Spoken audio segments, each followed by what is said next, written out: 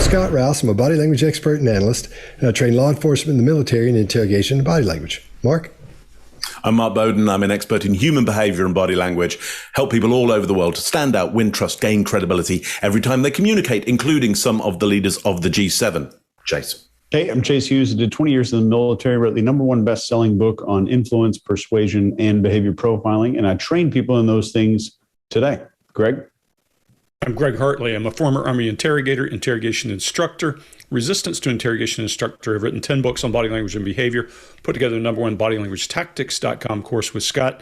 I spend most of my time on Wall Street or corporate America. All right, today we're going to talk about Travis Scott and what happened at the concert that he was at, that he was performing at. And Greg, I think you found the video and have the details on this. Why don't you tell us about it? Yeah, and I think it's called... Now I'm going to make a mistake here. I think it's called Astroworld, the Astroworld Festival. That's true. And he was in a concert, and there are now 9 confirmed dead people from some crush in the concert. And there's a lot of conjecture. You know, people jump to conclusions about what's going on and whether he had any part in it and all of that kind of thing. I saw as late as today, 1 more person died. This reminds me of when I was young, the Who concert, of course, you know, where there was the same kind of tragedy. And what we're not going to cover here is any kind of investigation. What we're not going to cover here is any of the facts of the case, because that's not what we're doing. We're going to look at his apology or his statement after this concert for any indicators that his body language is telling us that he's being honest, that he's being, whatever. That's what we're here for. All right, here we go. I just want to send out prayers to the ones that was lost last night. We're actually working right now to identify the families so we can help assist them through this tough time. You know, my fans really mean the world to me, and I always just really want to leave them with a positive experience. And anytime I can make out, anything that's going on, I stop the show and, help them get the help they need, I could just never imagine the severity of the situation. We've been working closely with everyone to just try to get to the bottom of this. The City of Houston, HPD, Fire Department, everyone to, help us figure this out. So if you have any information, please just contact your local authorities. Everybody continue to just keep your prayers. I mean, I'm honestly just devastated, and I could never imagine anything like this just happening. And I'm gonna do everything I can to keep you guys updated and just keep you guys informed on what's going on. Love you all. All right, Chase, what do you got? This head touching is crazy. I've never seen anyone do this this much before. So I had to go back this morning, and I had a chance to look at this for a few minutes this morning. I watched several videos and interviews of him. This is not in his baseline. This forehead touching and all this is not in his baseline. I'll let you guys talk about what that means and what that could potentially mean for what we're doing here. I think the insurance that you have to get to hold an event like this is probably millions and millions of dollars worth of liability insurance. And I would assume that they likely told him not to apologize for anything that happened or to admit guilt for anything that happened. So if you're seeing that and thinking that there's some guilt here, I don't think that's what we're looking at. This forehead touching and rubbing is most likely self-soothing, and we don't see a lot of grief. We see some nervousness, and we see some insecurity here, and failing for words, not really knowing exactly what to say. I think he's of course very sad this happened, but is more worried about the impromptu, uncrafted message and how it's going to be perceived. And I think this is potentially the cause of some of the insecure or self-soothing behaviors that we're seeing here. Mark, what do you think? Yeah, so I wonder about the impromptu nature of this, Chase, because when I look at the statement is quite a well-crafted statement in some ways. So, but there is, just like you're saying there's some major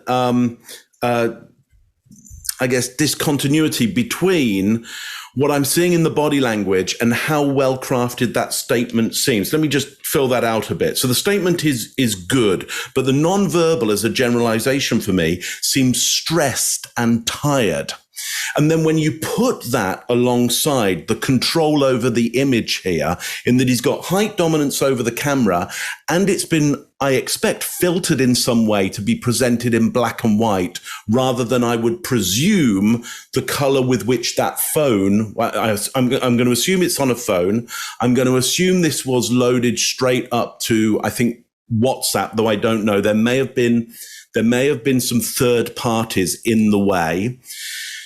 But if there is a third party in the way, or he uploaded this, I wonder why it's been converted into black and white. I wonder why that dominating position. It seems like there is some craft around perception management here, not only in the way it's constructed, the dialogue there, or the statement there, but also the visual presentation. So it rings some alarm bells for me, in that really what you want to be doing here is a fairly good statement, like I think that is, but then really not so much demonstration of the emotion there, because the focus needs to be on the victims here, in a kind of a PR 101, focus on the victims, not yourself. But he's drawing huge amounts of attention to himself and his own stress and confusion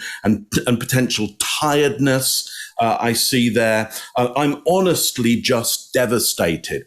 That doesn't need the honestly in there. I'm just devastated would be fine. Look, in a PR 101 situation here, it would be a good statement that he's making there, but it needs to be delivered with actually way less demonstrative feeling, way less layers of application of different color and angle on it.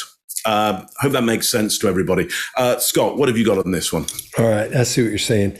And right out of the gate, what he's saying, he says, I want to send prayers out to the ones that was lost last night. That was verbatim what he said. So you don't send out prayers to the victims. You send them out to God, or whoever your God is, don't get me wrong, about that.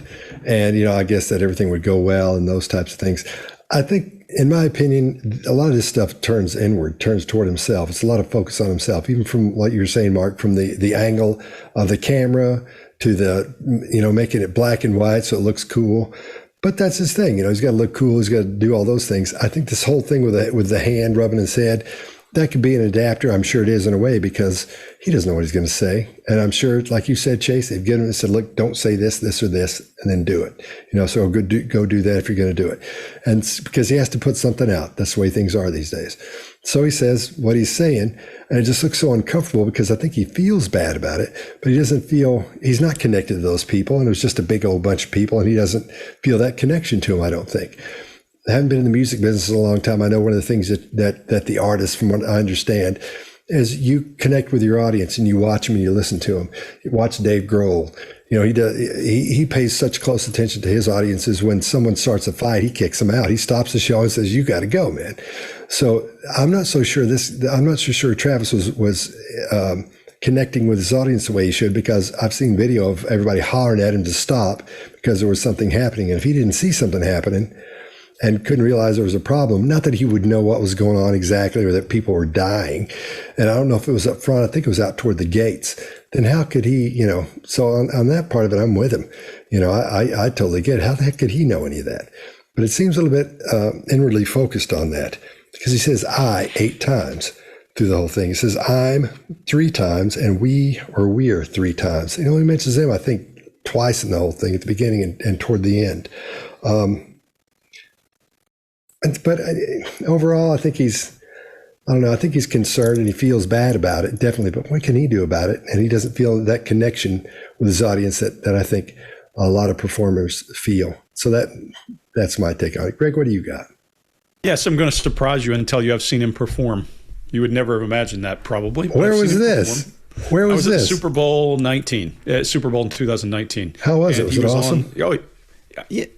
I'll tell you what, I'm not surprised he can't hear anything, because the number of people who were just going crazy, I didn't know who he was. I mean, I was there for the Super Bowl, and it was a great, big halftime show with lots of folks. Was it too loud for you, Greg? Noise generated. Yeah, I'm old. So, no, the amount of noise generated by his fans was amazing. So I'm not surprised he couldn't hear what was going on in the back, number one.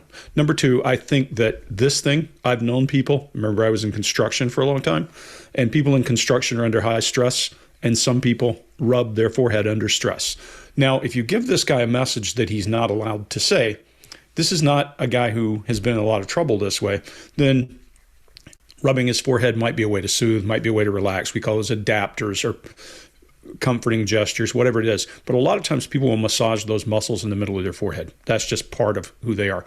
I will also tell you, he breaks a lot of eye contact, and you might immediately jump to that means something. But Chase, like you, I watched an Ellen interview with him. I watched one with his girlfriend, spouse, whatever you want to call her, Kylie Jenner. And I watched one other one with, I forget who it was, but in all of those, I think it was Forbes, in all of those, he breaks eye contact when he's thinking, and he breaks eye contact down and only makes eye contact when he's trying to make a point. So that's his baseline. He's kind of got a geeky laugh, and, he's just not a guy who makes a lot of eye contact. So that's not a red flag for me. This isn't. What I hear there, and I think you're right, Mark, is there's some preparation that went into it. Let's face it, when you have his amount of resource, you're going to talk to a lawyer before you say anything, or they're going to talk to you whether you want them to or not. And I think what we're seeing here is exactly that. They've given him some prepared things to say he's trying to get out, but he's also trying to get out whatever it is he wants to say, and that stress is causing him to do a lot of this. So I see genuine. I think we're probably seeing, what he has to deliver with some preparation. That would be the way I would put it. That's it. Excellent. That's what I got. All right, well, let's run around the room and everybody very quickly give an overview of what you think's going on. We'll start with Mark, we'll go to Chase, and then Greg, and then I'll wind it up. Mark, what do you got? Yeah, best I can say about this is it's a little bit of a PR misstep. I mean, not to minimize what's happened here in terms of the casualties and the deaths and the tragedy here. It then turns into a PR misstep for me because there's too much gloss, essentially, or work been done on the imagery here, too much presentation of emotion here, whether it's real or not. I think it's most likely real, but a little bit big for this situation. And I think he probably feels a little bit suppressed in that there are things he can say and things he can't say. And essentially he's a lyricist. He's somebody who is known for saying stuff in a certain way. And here, he can't be a poet in this situation. He has to be a diplomat and a lawyer and hold his cards quite close. Chase, what are your thoughts? Yeah, really agree with that. If you look at him anywhere else, he's one of the musicians, rock stars, fill in the blank, whatever, that is used to performing actions that put him in the center of attention. The diamond teeth thing, the outfits that he wears, the way he behaves is, please, I need to be the center of attention in every room. And now he's got to make a video where he's not. And I think that was very difficult. The emotions, I think, are real, but I think it was very difficult for him to come forward and actually be a leader that is putting someone else before himself and not being the center of attention. I think the black and white video might have been an attempt to mute some of his flashiness there. Maybe the advice of somebody that is on his PR staff or something like that. Greg? Yeah, I think, again, I see him trying to deliver a message. Probably has a lot of things rolling in his head, more than one tape running, because what he wants to say, what he's been told not to say, and that's creating stress, and it makes him, rub his forehead. Whether that's good or bad for his PR, don't know. I mean, does it connect with the people it needs to connect with? When you have the kind of money that's involved in this and the kind of inevitable lawsuits that are going to come as a result of this, I think I read yesterday there are already 16 or 18 lawsuits, then you're under high duress. And this is not a guy who's been in that situation, I would think, many times. And, he does want to connect with the people who support him and that kind of thing. And I guarantee he's had some coaching, whether he sought out the coaching or not. That's what I got. I think he's mostly honest. Scott? All right, I agree with you guys. We're seeing high stress. That's the thing. And again, I think you guys are right. We're seeing he's getting the idea across, but he doesn't know specifically what he's going to say, but he's got to cover specific. They said, cover these things as you talk about, but do not say this. I think that was might have been the most training he got. I don't know how long after, do we know how long after this happened that he's doing this? Is it at that show? I didn't check that. No, it wasn't at the show, I'm pretty sure. Okay. I thought maybe it was afterwards. But I think we're just seeing a lot of stress, and we're seeing all the things we should see in somebody who's in that situation. So if somebody thinks, doesn't really feel the grief there, even though we're not seeing a whole lot of grief muscle, we're seeing a lot of stress there. I think we're seeing stress from all the things that have happened at the show. And if he's got information, dude, we're going to get sued. We're going the hole on this one. I think that might be what we're seeing as well. So I think everything is real. Looks all the way it should to me. Everybody good? Yeah. Good. All right, good. If you like what we're doing, please subscribe. Just hit that little red thing down there, and you'll become a panelist. Just like all the people that are subscribers, they become panelists. It's not that you're any more special than anyone else, but we do read your emails, and we do reply to the ones who are panelists a lot faster than we do to a non-panelist. How's that sound? That sounds I would bad. say they are more special. Yeah. To us. I think you might be right. I like them more. Me too. Okay. The shinier, the glossier. That's true. All right. I'll see you guys next time. See you all.